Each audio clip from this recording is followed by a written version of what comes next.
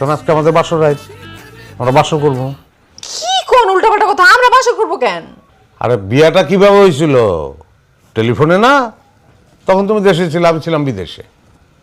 বাসর হয়েছে? হয় নাই তো, এটা পেন্ডিং রয়ে গেছে না, নিজ হাতেই বাসর ঘর সাজাইছি।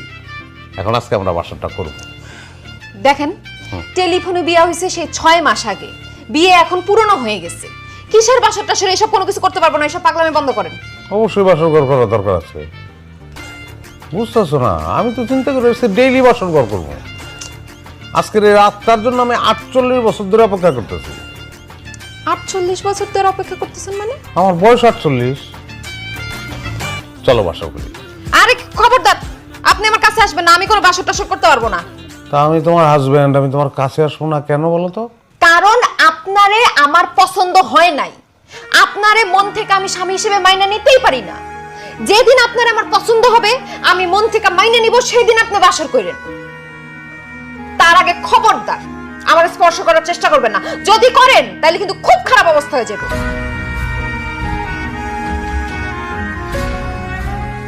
আমি তোমার ভালোবাসি।